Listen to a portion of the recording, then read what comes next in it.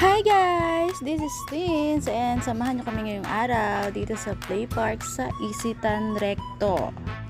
And kung naghahanap naman kayo ng bagong pasyalan para sa inyong mga anak at para sa inyong pamilya, may isasuggest ko po na pumunta kayo dito sa Play Park, and super happy kung makikita nyo naman na ang aking baby Yana ay super nag-e-enjoy talaga siya sa kanyang ginagawa sa mga bola-bola.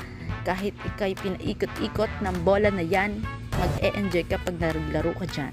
And so, yun na nga yung slide dyan sa Play Park. Super safe ng mga bata dito. Wala kayong ibang iisipin pa, kundi mag-enjoy lang.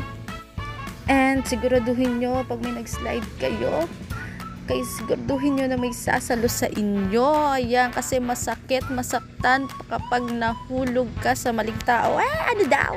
And syempre, yan nga, super nag-i-enjoy yung baby ko dyan sa slide na yan. And maisasuggest ko talaga na pumunta kayo ng mas maaga dahil nakikita nyo po, konti pa lang ang mga bata, konti pa lang ang mga tao. So pumunta kami ng 11 AM in the morning, pagbukas pa lang ng mall. Alright, diba?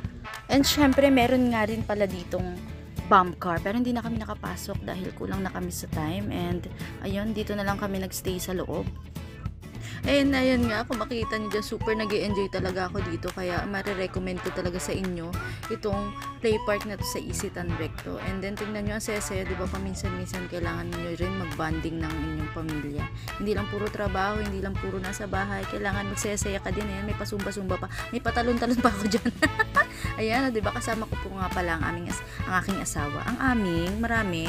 So ayun, super nag-i-enjoy talaga ako dito dahil hindi lang siya pambata, pwede rin siya sa matanda na katulad ko. Ayan.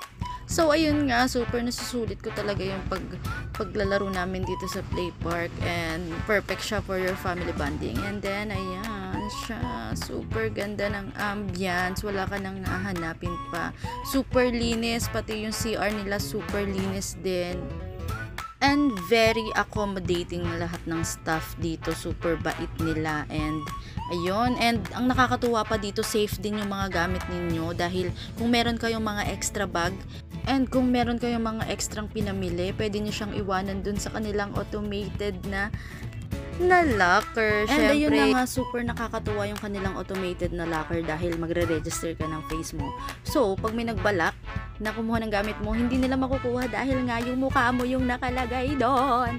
So, ayun, ang overall experience ko is super nag-enjoy ako, ang asawa ko at ang aking baby Yana. Yan naman ang mahalaga. And this is Tins. Dito ko na tinatapos ang vlog. Thank you for watching, guys. Bye. See you again.